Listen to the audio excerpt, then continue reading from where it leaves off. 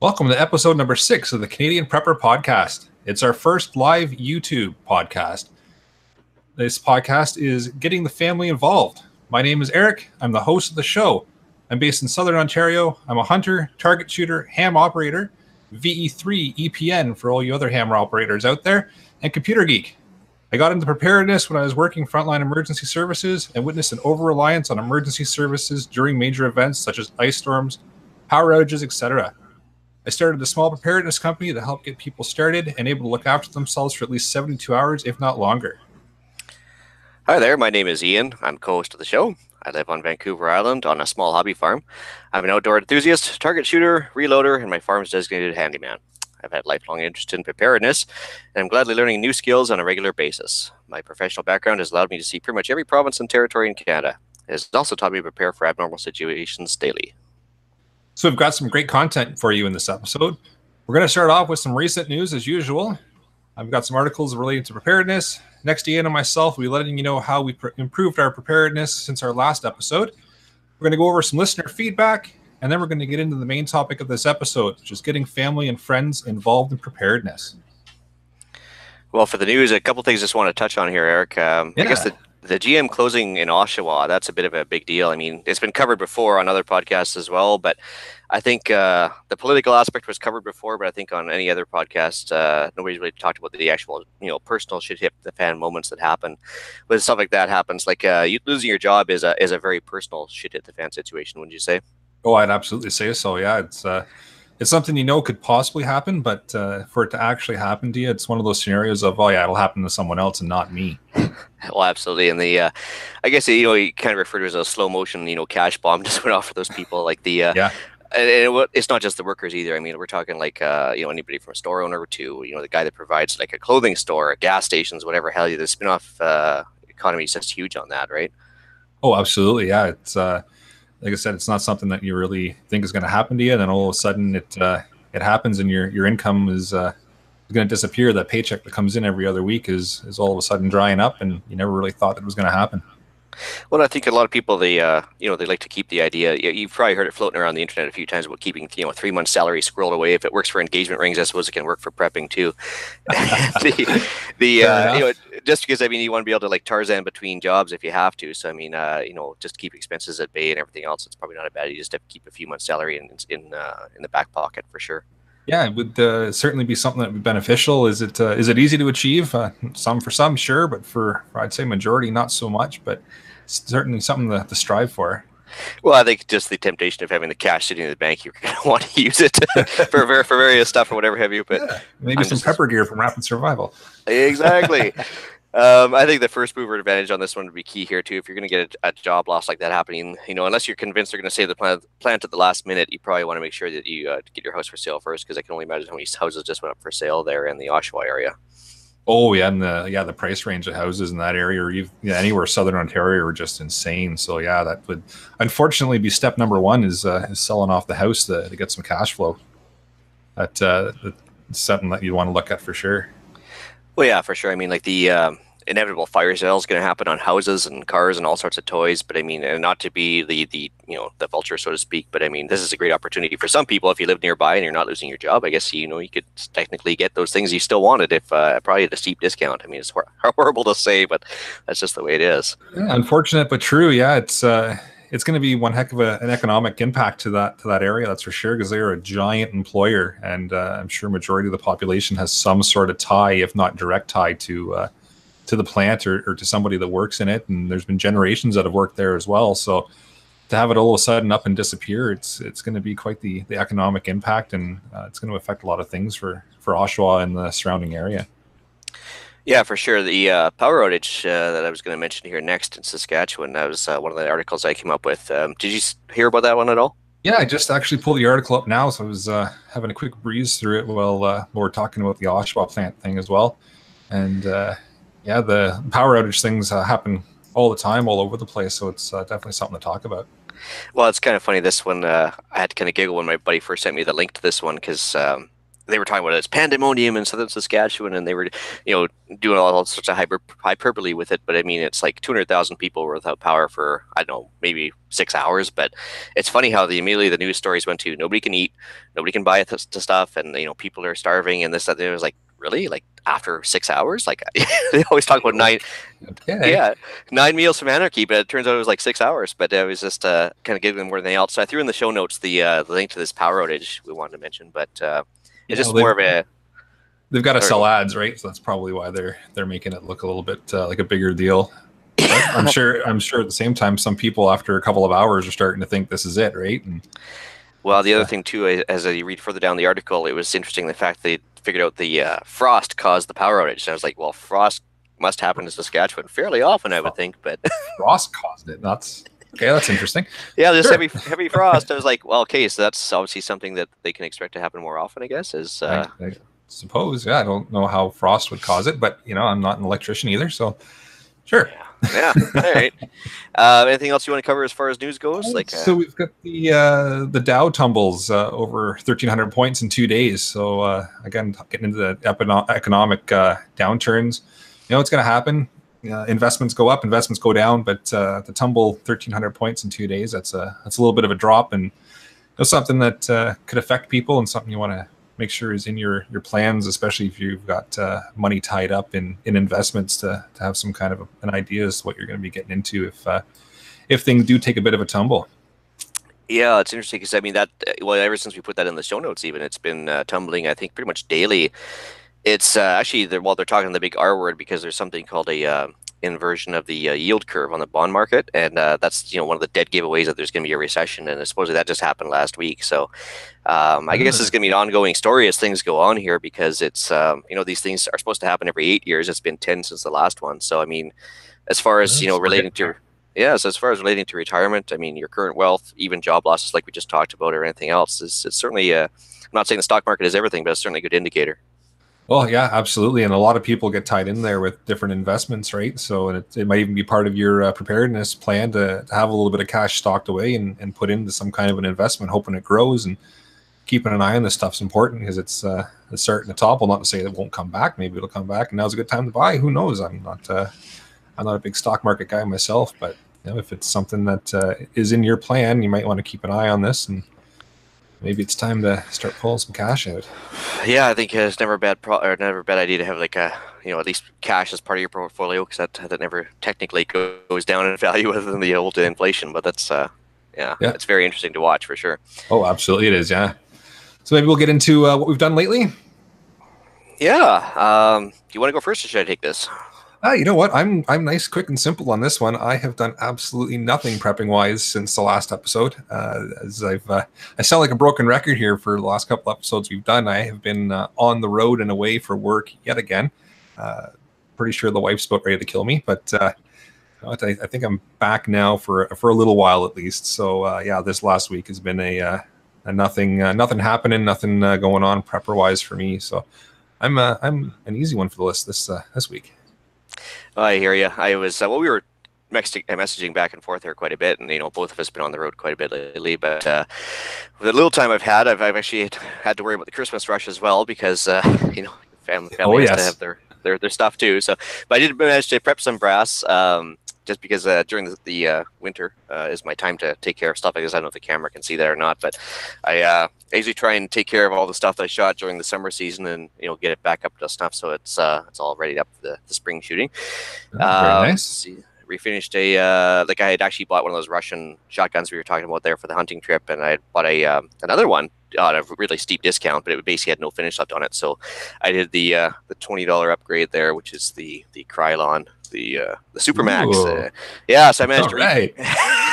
It's a cheap gun, so you can't expect a Cerakote finish on it, but I mean that Krylon Supermax, it's called, does a really good job. So I just refinished that bear gun to keep the rust away, just because it's so moist around here. The wife and I got busy with an inventory update with our food supply, and just kind of rotated some of the older stuff so we can kind of put new stuff down in the storage, and then bring other stuff out of the closet and so on and so forth, to make sure they stays as fresh as possible. Yep. And that leads to the inevitable trip to Costco, which is so damaging to the wallet. Damaging to the wallet, but if you get there a good sample time, it's great for the stomach. And funny story, totally outside the prepper stuff, but I was at Costco, and I think it ended up on CGN as a posting too, but they were actually demonstrating toilet paper, which I one would have. that post. Yep. Yeah, which I had to ask. I said, "Why are they doing this? Like, how are you supposed to?" Never mind. Okay. It creeped me out that the lady's got a glove on. Don't need to go any further with that one. That was kind of funny. So. But I was going to say, anybody that lives near the U.S. border, for sure, if you do go down to do any cross-border shopping, American Costco is definitely a prepper's friend. Funny story, during the summer, we found everything from sugar, salt, whatever have you down there. It's probably about a third of the cost of Canadian, even after the exchange rate. Oh, really? And interestingly enough, the guy that checked us out, he had a tactical pen in his shirt pocket there. So I said, "Hey, I like your tactical pen." And of course, we were buying Gamma buckets, we were buying salt and sugar, and he's just like, "I see you're on the plan as well." And they're very prepper friendly down there, and like even Gamma lids and everything else, it's just so incredibly cheap. So if you have the chance, definitely check out the cross border Costco's. Oh, good to know. And it's interesting, just the difference in the mindset in the U.S. versus in Canada, where the prepper thing is sort of just getting here in Canada, but it's been in the States forever, and it's almost a common thing for a lot of them. Well, I think they kind of lived through more of a Great Depression than we did. Like, we were affected somewhat, but just the absolute, mass and volume of job losses down there, they kind of just carried on ever since the 30s. I think it kind of got instilled into the people, and they've obviously been exposed to more, I guess, hardships and everything else in certain cases. So, yeah, probably a little more aware down there, because we haven't had as rough of a time as they have in certain cases. Yeah, fair enough. So, I guess time for the main topic. Yeah, we'll get to the main topic of getting the wife and kids prepared. Well, I want to say thanks to Brad for this one, for sure. This is a good topic. I don't even think we're going to be able to cover it as well as we should. But it's going to be a good one, yeah. I'd say it's hard to judge on any specific situation, because every family is going to be different. But I'd say, depending on how receptive your target audience is, it's going to have to change how you try and bring it up as a rational discourse, because you always want to keep the emotion to a minimum. You don't want to sit there and go, "Oh my God, the world's going to end tomorrow, so we need to do something." Because that's sure enough, somebody's going to just shut down and like, "I don't want to talk about it." Okay, that's it. Yep. And bring the tinfoil hat back out. Yeah. Well, yeah, it's interesting, because actually, what on a personal level, like what got my wife and I going for us was originally the 2003 power outage, for sure. Mm-hmm. But also, when my wife took a nutrition course, it was like a 2-year-long course for was holistic nutrition. And after she realized that this can't be accidental, what they're doing to this food here and what's going on, and she started asking some questions. Before you know it, we started using some real world facts, issues, everything else, and you go down to these rabbit holes that actually I guess makes you awake faster. That's for sure. Yeah. No, it's it's definitely something that you got to take the time to plan out exactly how you're going to introduce it and how you're going to get family kind of talking about it if they're not 100% on board to begin with. But it takes some time, and you don't want to come off as that person that's watching doomsday preppers and trying to do all that kind of stuff, right? Which we keep hitting on doomsday preppers. I think that's a thing throughout this entire podcast so far, as we kind of poked at them. Funny show to watch, not 100% realistic, but and they go out of their way to make these guys look like complete kooks too. So it doesn't do anybody any favors just to like say, "Hey, let's watch doomsday preppers," and then that way we can become just like them. Yeah, let's do exactly like they do. It's not. And they're always preparing for one eventuality, nothing else, just one. Oh, that's it. Yeah, I got this one thing. I know it's going to happen, and that's one track mindset, right? Yeah. So it's that's definitely the trick to getting the family involved is not letting them watch that right off the hop. Well, it's starting to irk the crap out of me too when I watch the Walking Dead. These guys, how many times they've been through a zombie apocalypse where the zombies are overrunning the compound, and not a single one of them is thought to get a bug out bag going or caching any supplies or anything else. And sure enough, every time they got the shirt on their back and not much else. And I'm like, "Oh, come on, guys." Again? Yeah, it's kind of like, it just frustrates me anyway. But I was going to say, a good starter book, I guess, if you want to have something around the house, would be, there's actually, I'll put it in the show notes as well. It's called The Modern Survival Guide, Surviving the Economic Collapse. And it's written by a guy that was actually from Argentina. His name is Fernando Furfel Aguirre, if I pronounced that one right. Oh. Anyway, so he lived through the collapse, and he left off a very no-nonsense, non-fiction guide on how he dealt with things, and everything from like how to put a guy that's trying to run you into the ditch, put him into the ditch, how to outfit your house, outfit your car, thoughts on home invaders, just everything that he had to go through and decide on. It's actually a very interesting read in the fact that it's just no nonsense, and he just did it really well done. It's a cheap book too; it's only $11 or something. Well, that's not bad. Yeah, so I mean, that's just if you want to have something laying on the coffee table to like passively get people started on prepping, you can do that. I mean, have a look at this book I just picked up. Yeah, but I mean, maybe that might be something you'd let them read after you get them on the plan. I think.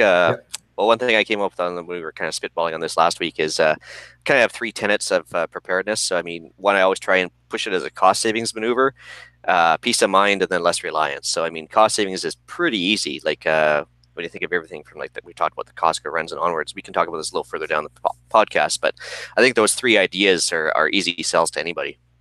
Oh, absolutely. And then, just have a little heart to heart. The slow introduction, might be necessary, kind of get them into the mindset of, what you're kind of thinking you want to be prepared for, and maybe start out with some recent news events. Just, hey, you saw these forest fires a little while ago. What if this happens here? Do we have any kind of a plan for that? And start to kind of just bring it up as little things like that.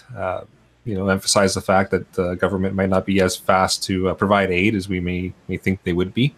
And then bring that back to the news article that you're looking at, and try to explain, see how the government's responded to this in this news article, and how it took them a couple of days to actually get out and help people out, and try to show by examples what's happening right, maybe even in your backyard or a province or so over, and then just slowly kind of show, look at this hurricane just happened, look at the giant lineups at the gas stations that were happening here, and just kind of get the mindset going, and make it something that's happened and can realistically happen where you're living and where you are as well. Then it helps get other people kind of where you are, and get you away from that stigma of just being the whack job who's planning for the zombie apocalypse. No, I'm planning for the gas station to be crammed full because there's been a giant storm come through and now everybody's freaking out. But we're already at home with a nice stash of gas, right? Yeah, for sure. Because I mean, there's something like that that's happening pretty much every week, all year long, that you can draw from. So you don't have to sit there and wait for hurricane season to bring up, the fact there might be a lineup at the gas station. So I mean, it's going to happen sooner or later on the news. Just give it like 24 hours, you'll have something to talk about for sure. I mean, there's no shortage at all. Oh, absolutely. And then the best part with that is you start to get the conversation going, right? So you've kind of planted the seed. You've gotten the idea there of, hey, you know what? Yeah, maybe. We should start getting ready for a few things here and there. It doesn't have to be anything major. It doesn't have to be that crazy zombie apocalypse, right? It can be, we said, the simple little power outage that happened in Saskatchewan there. Just bring that up. Hey, look, the power was out for 6 hours. If that happened here, what would we do? Well, then just start the ball rolling from there, and it just kind of takes those barriers down, gets the walls down, and gets people thinking. Yeah, actually, it's kind of funny. I was talking to my daughter about this episode, and she says, "Well, Dad, just tell him what you did with me." And I was like, "Oh, what's that?" And I didn't even think about this, but she said, "Just bring it up in gentle conversations with your kids, and it doesn't have to be like, again, zombie apocalypse. It can just be say, hey, you know what? Power goes out here 6 times a year. We should probably at least have a covered candle in your room that you can light if the power goes out." And she was mentioning, because she's 13 now, and she's like, "Listen, from the time about 6 years old on, you've always been telling me that something's gonna." Small will happen, power outage, whatever have you, and it's always nice to have something just in case. So she always has a flashlight with her as an EDC and everything else, and she's just kind of raised like that. And she's like, "I didn't even realize that that you were kind of a prepper until I started watching you on this podcast." So, and I think she's watching me right now too. But anyway, oh, there you go. But that's that's putting a label on it, right? Like if there's no label attached to what you're doing, and it's just being ready for something, then it takes it. There's no barriers. There's not that social barrier to, oh, prepper. Oh, okay, that's a bad word. Oh, okay, they're waiting for the zombie apocalypse. No, if you take the word prepper out of it and just, I'm getting ready for, a power outage that could happen in the winter, because we've seen a couple ice storms. Well, suddenly it's something normal to do, right? So it's just breaking down those walls and breaking down the stigma associated to the word prepper or something similar to that. Well, yeah, because common sense sounds a lot better than paranoid. There you go. Yeah, exactly. So the other thing I was going to mention too is the first aid course idea. Like, I mean, I can't think of a bad reason or a reason not to take a first aid course. But if you're trying to introduce somebody to the world of prepping, like a very easy intro is the first aid course. because I mean, it's a gentle intro into the world where like not everything's clean and tidy and neat and everything else. And because even standard first aid, I mean, you're going to cover stuff like, a nail sticking through a hand or whatever have you, and just like, so it kind of gets the mindset going that, hey, if something does come up, it's nice to have some training involved. Oh, absolutely, yeah. And then and have some equipment available to me as well that I might not use on a daily basis, but if something happens, I've got it. Well, for sure, and it's just one of those things where like you can sell it as a to the kids as a means of getting a raise at work, or like a less need to run to the emergency room for a small boo boo, first responder capability. If you see somebody in the ditch, or even like if you want to get a babysitting job, pretty much every parent in the world is going to ask if you have CPR and first aid, or at least every good parent, I would hope. Oh, absolutely, I would hope so. Yeah, that's definitely something that you want to make sure your babysitter has. Yeah. And as far as getting a raise at work goes, like, I mean, personal history too, like back when I was, I think 17, I worked at a grocery store, and they were offering free first aid courses. And it used to be industrial first aid. I think it's called WCB level 1 now or something, or what do they call it in Ontario? First aid. Oh, there we go. Anyway, usually level A, B, and C. The most standard one is level C, which gets you your infant, child, and adult CPR certification as well. Oh, yeah. So interestingly, what they did with me is they're advertising anybody that wants to take a first aid course, they would pay me. They would pay for the course. They would pay my wages while I took the course, and then once I passed it, providing I passed it, they would give me a raise for having it. Oh, and so pretty sweet way to get an intro into that. So that was pretty handy. I'm sure it helps them out insurance wise too, right? They can say, "Oh, their staff's trained. You get the training." Well, and I think every large employer, if you work for a large employer, I mean, they need to have a first aid attendant on scene at all times, depending on how many staff members they have too, right? And I guess that's the rules of Ontario. Is depends on the number of staff members, and it depends. You need to have a certain number of people trained, and you have to have a certain type of kit on premises as well, depending on the number of employees that could reasonably be there at any given time. So I think after you've done a first aid course, I mean, it's not much of a stretch to say, hey, why don't we just leave a first aid kit in the car? And that's kind of like one of those first things you can kind of slide by the goalpost, so to speak, as far as getting somebody introduced into preparedness. Because I mean, once you've taken the course, you might as well have the tools to deal with it. Oh, absolutely. And then once you get that first aid kit into the car and everybody's used to having that with them, you suddenly throw a little backpack there to put the first aid kit in, and that backpack happens to have a flashlight and something else with it, and then you slowly add to the pack, and next thing you know, you've got a little go bag ready in the car, right? For sure. You had a Canadian government website you found there, didn't you? Yeah, so I was doing a little bit of digging and just trying to figure out a way, and I'll put the link in the show notes as well, but the Canadian website at getprepared.gc.ca actually has an online planner. So for anybody that likes to use the computer to do their plans and a little step-by-step process, it's 8 steps total. And you just log into the website there. And again, the link will be in the show notes. And it just walks you through. So it goes step-by-step online plan maker. It's a total of 8 steps. It starts out with safe exits from home and neighborhood. So you can punch in some information about where you can leave your house safely, how you can get out of your neighborhood.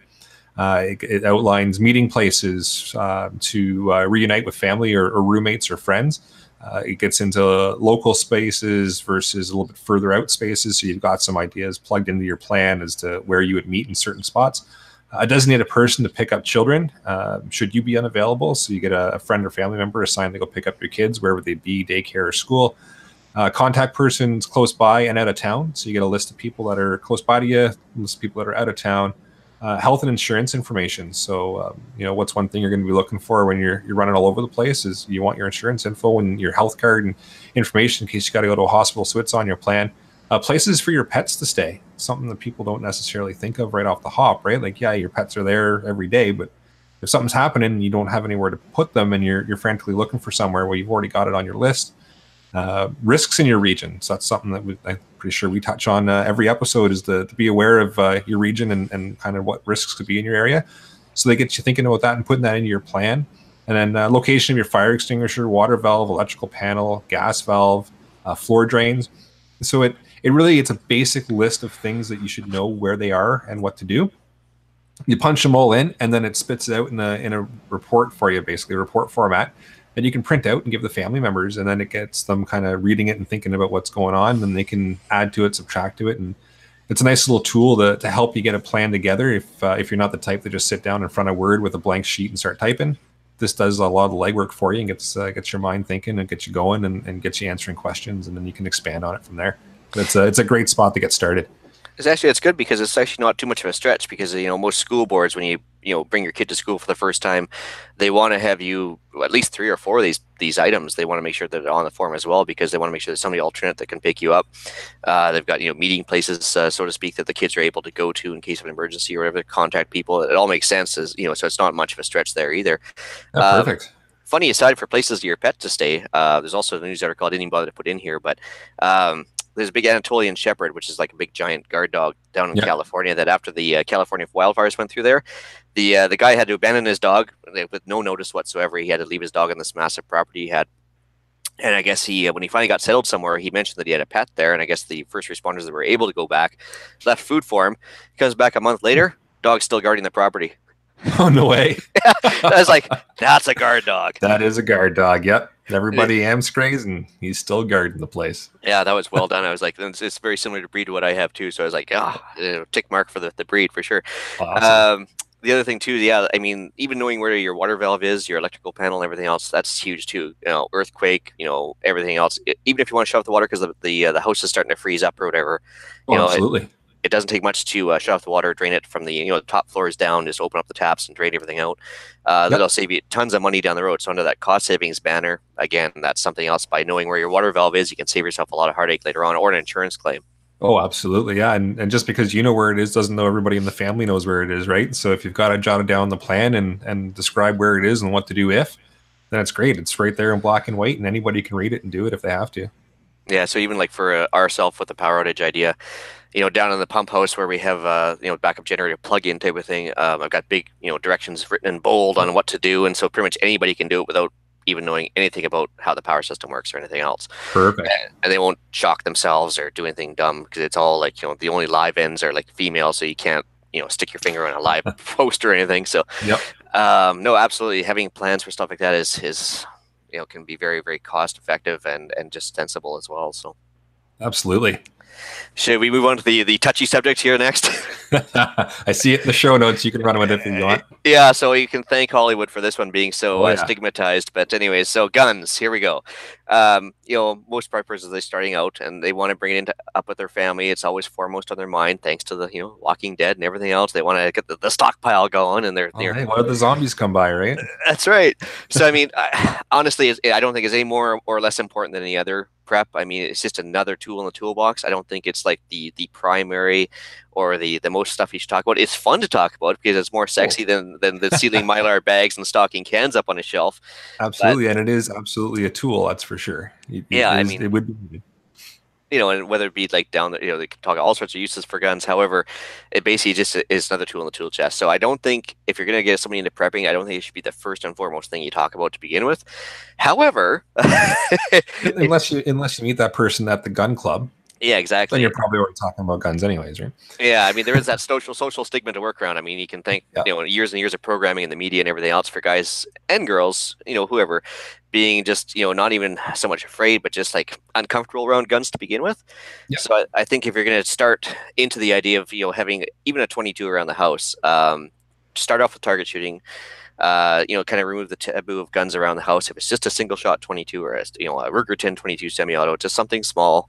I think and if you're going to take the wife and kids shooting for the first time, please, for goodness sake, don't use a 44 Magnum handgun. Don't use a 50 BMG or anything else. Like start off with a 22 with clays, clay pigeons.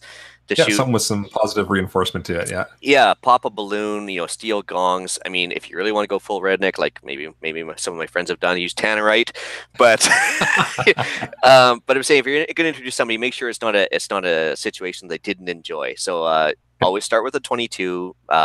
Emphasize safety above everything else, and make sure they have like you said, positive reinforcement. So whether they're popping a balloon, yay, great, and moving on.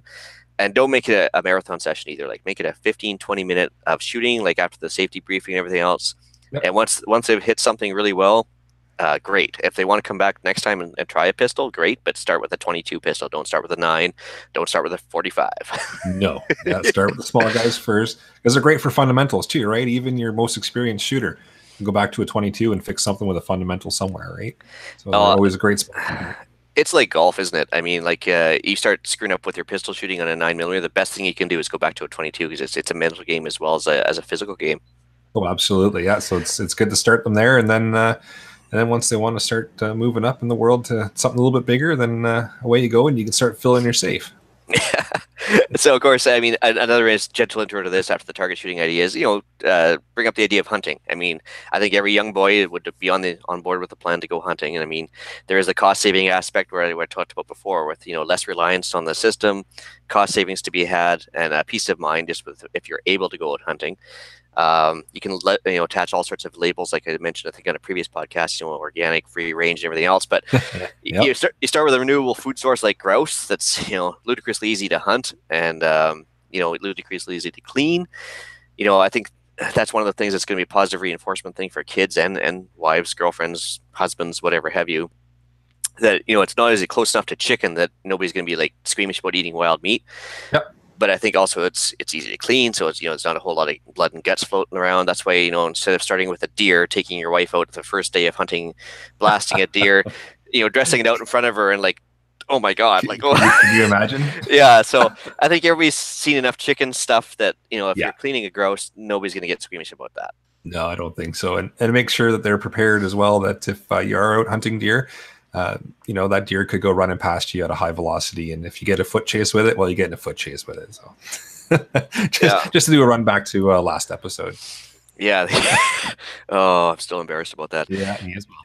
And so, yeah, I guess the next thing you talk about, they're kind of attached to guns, kind of not. But basically, if you do have a varmint around the house, skunk, raccoon, whatever have you, you can use the idea, hey, let's get a live trap. Not only does it teach you how to trap animals, but it's just one of those things where you know how to use it. It's testing your gear. It's a removal of the problem. And then down the road, if you want to start trapping like food animals if need be, well, that's an option available to you. But it's just something less, I guess, to have around this. Got the stigma removed from it. Yeah, absolutely. Yeah, you're just trying to trap something to get rid of something that's being a pain around the property, right? And then you can kind of practice. Oh, hey, we successfully trapped it. Take it wherever it is you need to take it. Release it. Do whatever it is you got to do with it, and then eventually move up to, okay, well, we've got the trapping thing figured out. Well, now let's start to put some food on the table and trap something that we can actually eat, and then kind of move from there. Mm-hmm. So I guess another way to get somebody into prepping, self-defense courses. Have you guys taken anything like that? I used to do Taekwondo years ago, but honestly, we haven't done any kind of self-defense course, myself and the wife, at all. So it would, it would definitely be something good to get into for sure.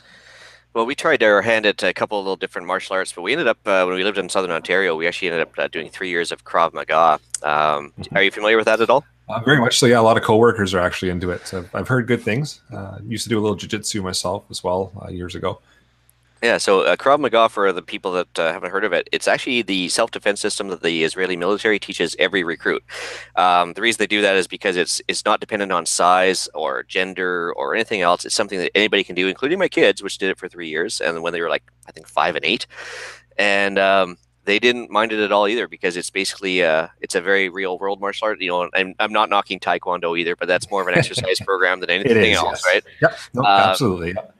Where something like Krav Maga, it's like if you're not kicking a guy in the junk, you're doing it wrong. And so it's very much a real world. It covers everything from knife defense, rifle defense, to personal hand to hands. And it's actually like when you're practicing your punching, you're not punching in the air. You're punching somebody holding a bag against their chest, and you're actually like feeling what it's like to hit somebody in the chest, head, whatever have you.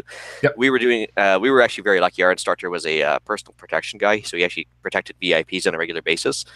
And he kind of looked like, if you remember Hugh Dillon from the Headstones, the lead singer there. He did a bunch of acting as well. He's this big, tough-looking, bald guy. Well, this guy would make Hugh Dillon look like his little girlfriend. This guy was just massive, and nicest guy in the world, of course. And but the stuff he would teach you was just amazing. So I can't say enough about Krav Maga. So unfortunately, there's no course out here, I think, except for maybe in downtown Vancouver, and I'm not willing to go there for that. So. But other than that, if you can't find a Krav Maga studio, there's a great one in Kitchener-Waterloo for people in Southern Ontario. The one in Barrie, unfortunately, shut down when I was there. But anyways, there's other systems, martial arts that work the same way as Sistema, which is a Russian one. It's more of a reactive body thing. You mentioned jiu-jitsu, which is another fantastic one because Yep. most fights go to the ground. So as you know, Absolutely, they do. Yeah. yeah. So you're going to end up on the ground sooner or later. So having a little jiu-jitsu under your belt, which we did as well when I lived in Barrie, Yeah. that was another good one. Karate, of course, is more widespread, somewhat useful as well. I did an introduction to a martial art called Kali. Have you ever heard of that one at all? The computer geek in me is going to say Kali Linux, but that's more of a penetration testing type of operating system. So it's Oh, yeah. it's not martial arts though. No, so the interesting thing about Kali is they start you off with knives and sticks, and then when you Yep. get really good at it, then you work to fists, which is Ah, kind of the opposite of every other martial art you're ever going to do. So when we did this introduction to it over the course of the weekend, first thing they do is throw a couple bamboo sticks at you. You learn how to basically start whacking people on all sorts of places with these sticks, and it's a Filipino martial art. I believe it's Filipino anyway, and again, fantastic thing. Similar idea if your kids are really into swords or whatever, there's always kendo. But you know what? Anything that teaches anything about self-defense is a good one. Even if like it's a YMCA self-defense course for your wife, yep. something, because that's going to plant that seed where not everything is right in the world and not everything is clean and pretty. And sooner or later, somebody's going to try and start something with you. So it's nice to have that tool in your toolbox. Oh, absolutely. Yeah. And it doesn't matter what one you're doing, like you said, it puts that tool in the toolbox and then you can build from it. And you'd be surprised that once you get into a situation, how it just comes back and you use it. You don't even think about it. It's just all of a sudden it happens. You did what your training trained you to do, and it's done. It's pretty wild if you ever get in the situation where you got to put it into practice. You don't even realize you've used it until it's done and buddy's in a pretzel. Yeah, for sure. I mean, and so of course you can't just run up to your spouse or kids and just say, "Hey, listen, we're going to start Krav Maga next week. You're going to like it." No, I think definitely not. No. I think the best thing you can do is wait for a news article to come out on something, whether it be I hate to say it, but a violent assault, a rape, a beating, whatever. Maybe just bring up the need that self-defense would be a good thing to have in that situation, and versus saying help and waiting for the police to show up, unfortunately, because they're never going to get there in time in that case. No, definitely not. Unless they happen to be walking through the same place at the exact same time, and it never happens like that. No, unfortunately, unlike the movies again. So, No. I guess so. In order to protect what you have in the worst case scenario, I mean, that's the backup system is to have your hand-to-hand items down pat for sure. Oh, absolutely. So, and if anybody tries to argue with you about, needing martial arts or not, I mean, if you don't need a gun when times are like without rule of law bad, then you're just collecting things for the meanest person on the block to show up. So, I mean, same thing. If you don't need a self-defense course, then what's going to happen when somebody does show up at the last minute? It's just not the time to be learning it at that point, right? No, it's definitely not. And the other good thing with it as well is if you start into it now, it turns into a fitness program as well. So it gets your physical fitness level up, which is another important thing to do with the preparedness and being ready for any kind of situation is having that level of physical fitness and being able to deal with things. So you're kind of doing killing two birds with one stone, be the way to say it, because you're learning self-defense, but you're also conditioning your body. Well, and actually, a personal experience as well is like going once a week even doesn't cut it. You have to go at least 2 or 3 times a week if you're going to progress and also get into shape as well. Absolutely. And you got to get that muscle memory, right? Doing it for a half-hour session once a week is not going to build that muscle memory. It's not going to get you, just instinctively doing this stuff. So yeah, absolutely. A couple of times a week minimum. And then even practice, if you're not in class, practice at home, practice, while you're sitting, instead of sitting in front of the TV watching shows or listen to the podcast, you can practice, right? Absolutely. And so just we're probably going to cover off, I think, differences between us and the States, I think, in another episode here, but just if anybody is going to get into firearms, just to make sure that we have much more stringent laws in Canada, I guess, than in the States, so that if you're in normal times, rule of law, if any use of a firearm, whether it be pointing, brandishing, whatever have you, is going to guarantee a large legal bill in Canada, no matter if you're in the right or not, doesn't matter. So just be very judicious with how you store, maintain everything else, your firearms, and don't advertise for criminals that you have them either. So no, definitely not something you want to be flashing around town everywhere. So the Browning Buckmark stickers can stay off the truck. The the protected by Smith and Wesson signs on the front of the property you can skip those too. As far as a what do you call OPSEC, operational security, you don't want to be and they're just not going to help paint a picture of who you are and what you are actually meaning to use them for. When if time comes where there's an investigation, you got a big protected by Smith and Wesson sticker on your front window. Yeah. Yeah, No. not gonna end well. No. I mean, we talk about guys that have, like, what would you call, I guess, justified shootings or whatever in Canada. They still get a legal bill that, is in the 100,000, no problem. So yeah, and there's definitely scenarios where you are absolutely justified in using a firearm in different scenarios, but they are far and few between. But they do exist. But that's going into a whole other world where we start dishing out legal advice, which we're not doing. No, and again, we can talk about firearms in another episode for sure. Oh, absolutely. Probably moving on to the next one, I guess. Yeah, groceries as food insurance. So that's definitely something that you'd want to start looking into, and why not just add a few more items to your grocery list as you're shopping, right? An extra case of water here and there, some stuff for the car, the house. Well, why not? You have insurance for your car and your house already, so why not have a little bit of insurance for your food supply? Well, for sure, because it doesn't take much to cut off the food supply. You can look at any hurricane to see that that is certainly the case as well. And I mean, they say, well, if you don't need a fire extinguisher when times are good, because you have the fire department, that obviously that's wrong. You still need a fire extinguisher no matter what, because anything can happen. So why not food insurance as well? Oh, absolutely. And I've actually got a good story for this one. About a year ago now. I had about 4 or 5 cases of water in the basement in the cold cellar, and every time we'd go to the Costco or something, I'd just grab a case. They're like, what, $3 for like 42 bottles or something. So I'd grab a couple of cases, throw it in the cold cellar, and lo and behold, one day I'm at work and my wife gives me a call and says, "Hey, there's no water in the house." Oh, that's strange. So, well, I'll come home. Luckily, I don't live too far away from where I work, so I'm able to have some understanding bosses as well. So I just told them what's going on. And so yeah, go take care of home and come back to work when you're done. So I get home and yeah, sure enough, we've got no water. But the reason for it is the well pump failed. So what are you going to do, right? And the well is about 300 feet deep, so it's not like we can just open it up and start pumping water out of it. So well, thankfully, Amazon Amazon should have a new pump to you in like a couple hours, right? Oh, right. Yes. Yeah. They've got their drones. Yes. That's how that works. Yeah. Yeah. So again, saving a couple spare bottles of water, it's an easy sell for anybody that's interested. By the way, hi to Prepper Madness. He's our very first YouTube commentator too.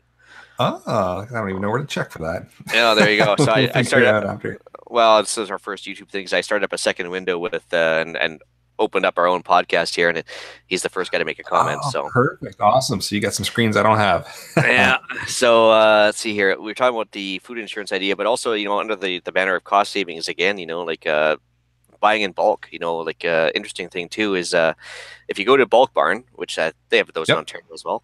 That's we got them here. On top of being cheap food to begin with, usually if you go to Bulk Barn, offer to buy an entire bag of whatever item you want, whether it be like rice flour or whatever have you, they actually give you an extra 10 to 20% off per bag just by buying the big brown paper bags worth. So if you do need to stock up on something, don't just run in and grab the first retail price you see. Like, you'd be surprised what they'll offer you if you go in and buy an actual bulk. Oh, perfect. Yeah, that's good to know. There's little tips and tricks that not everybody knows about, right? Yeah, for sure. And then the other thing too is going to say, like, Canadian Tire, if you need any sort of battery chargers, solar panels, whatever have you, please don't pay full retail at Canadian Tire. Just wait for the stuff to go on sale, because I think quarterly, pretty much everything in the store goes on sale. Oh, absolutely. And you can actually, if you hit their website, and there's a little bit of registration process to go through, but if you register, you can actually add things to a sale watch list, and then they'll email you a couple of days before that item comes up for sale, just saying, hey, just so you know, this battery charger you want is coming on sale next week. And then you know that it's coming on sale, and you can even put it on reserve on the website and go pick it up. And then you're not paying the full retail price on it. Normally their sales are usually pretty good, at least in this area. They're anywhere from 20 to 50% off. So it's definitely worth the wait. Oh, interesting. Prepper Madness just mentioned the fact that Dry Harvest also has some really good prices on freeze-dried food, which I didn't know. Oh, good to know. So it's a Dry Harvest company out of Edmonton, supposedly. Oh, perfect. Do they have a website? We can put it in the show notes. I'll have to look it up. I'll have to get my my little assistant on that one, I guess. Or we'll have to figure out something. Maybe we need an intern quick. The other thing too, I was going to say with the bulk purchases, there's something called ghosting, which I know has a social context that's, for the young kids nowadays, it's something completely different. But anyways, ghosting purchases. So basically, when your wife goes and buys one can of Heinz beans or whatever, get a second one, because it's a minimal upfront cost. It is not really apparent on your grocery bill per se, but it gives you that peace of mind down the road. So instead of having one that you're going to use this week, you got one that you're going to use this week and one for next week. And you can use it as price hedging because you know prices are only going to go up, and just having the extra, can in the shelf is going to be extra peace of mind as well. So that sells that peace of mind aspect. Yeah, and it's a nice simple way to kind of get into things too, right? And ease into your food preps where you're not going out and spending a couple $1,000s on a month's worth of food, right, all at one go. You're buying one or two extra cans, a couple extra bucks on the shopping list, and then before you know it, after a couple of times out of the grocery store, you've got a month's worth of food and you don't even realize that you've done it. Yeah, and I tell you, all it takes is to show the wife or the kids one Black Friday video from the States where they're rushing the crowd for whatever have you, and I tell you, it's amazing what you can sell them on after that. Oh, absolutely it is. Yeah. So the States gives us all kinds of great prepper type videos to show the family to try to get them into doing it. That Black Friday one is definitely one of the best ones because I think the one meme says if you're willing to fight for a TV, imagine what happens if there's no food. Yeah. Amazing. So as far as anything else goes, I left myself a little short on notes to talk about this week. But I mean, certainly there's a lot of good things to start your family on. No matter what, just don't come off as emotionally driven or anything else. Make sure it's logic based and factual. That's all I can say is key. Oh, absolutely. Yeah. If you start going just off on tangents about how the world can just come to an end tomorrow, it's not going to go over well. Having that logical kind of mindset and just saying, hey, remember a couple months ago when the power went out and we didn't have a couple cases of water? And then you just go from there. Yeah, so I think we've been at this for a while. So I suppose you should probably get towards the end of this here. Yes, we've got yeah, we've got some listener feedback. So I've got an email here that I'll read out. It says, hi, I travel frequently for work and in hotels all the time around the world. I have preparedness bags for most all facets of my home life. However, no bag or supplies for when I'm on the road. I'd love to develop a bag that is small and lightweight. That's a good one to have. Airplane friendly, which is interesting. TSA and international security friendly. Tailored to life on the road and in hotels. All ideas would be great. And it's signed off the traveling prepper. All right. Well, we're definitely going to have to cover that one off next episode. I got challenged on that one as well. I actually had to dump out what I had on my bag, and I actually sent the traveling preppers some pictures of what I had in my bag. And we actually went back and forth a little bit, so I didn't have time to write it all out here, but he actually brought up some points that I was missing as well. But for sure, because I'm in a similar situation, is the fact that I'm not allowed to check bags when I travel as a general rule. So it's very hard for me to be remain compliant with TSA and international security and maintain some sort of preparedness when I travel quite a bit. So it's just not feasible for me to be checking bags all the time. So I'm in the same boat when I travel. Yeah, so it's very close to home as far as this goes. So I do have a list made up, but it's just not ready for the show. But for sure, we'll cover this off as listener feedback next week. But very, very good email from the traveling prepper for sure. Yeah, it's a great email. I knew we were going to do something next week, hopefully, on it, but I wanted to get it out there. And if anybody else has anything to add or anything they currently do for travel, fire in an email to feedback@prepperpodcast.ca. Let us know and help get this conversation going. And like I said, we can get it into the next episode where we'll have some more ideas. But again, off to feedback@prepperpodcast.ca, and anything that you've got for travel, what you pack in your pack, what you carry, what you bring with you, what you don't, maybe what you normally carry you don't bring with you, what do you leave at home, what do you leave behind. So fire that email in, let us know. Let's get a good conversation going here and get some packs built that are traveling friendly. Yeah, for sure. I guess that brings us to our podcast challenge this week. It does. So for the podcast challenge, we're going to try something a little bit different this week and see if we can get a little bit more listener engagement going. So with Rapid Survival, I've decided to sponsor this. And everybody that sends in some comments on how they've either completed the challenge or how they've taken steps towards it. Excuse me. I'm going to take your name. We're going to enter it into a draw. And then I'm going to draw two names for an 18-in-1 card multi-tool. Hey, can I apply to that? Sure. If you pull your name, you don't win, though. Okay, so I guess this week's podcast challenge is have enough jerry cans to fill your vehicle's tank, as well as stable, if it's a fuel stabilizer, I guess, for lack of a better term, which allows you to store your fuel for a little longer than normal. So basically, the goal here is that I want you to have enough gas to fill your tanks and have enough for another spare tank. So basically, you should be able to reach anywhere you need to go with at least 2 full tanks of gas. So for most people, that'll be about 2 to 4 jerry cans. Not the cheapest podcast challenge we've come across or that we've come up with for sure. But I want you guys to have enough gas lying around to fill the tank twice, have a rotation plan in place to keep the gas around no more than 3 months without using it. And as a pro tip from this is try and use the gas that has as little ethanol in it as possible, because that stuff breaks down like you wouldn't believe. So if you have like, whether it be mid-grade or premium gas with the stable in it, it'll last probably a year with stable in it. But reality, you want to keep it down to about 3 months just to keep it as fresh as possible. Yeah, so there's your podcast challenge for the week. Get some jerry cans and start filling them up, especially right now. Our gas prices are about 93 cents, so things are pretty good right here for now. 93 cents isn't the best in the world, but better than it has been. Well, our gas is as low as it's been in the last 2 years, so I definitely say it's a good time for sure. I mean, again, I think we mentioned this previous podcast is that during the Fort McMurray fire, people were running out of gas about 60, 70 kilometers out of town, heading south from Fort McMurray, which of course is still in the middle of the bush. So there they sat until a private fuel truck came along and helped fill them up so you get going again.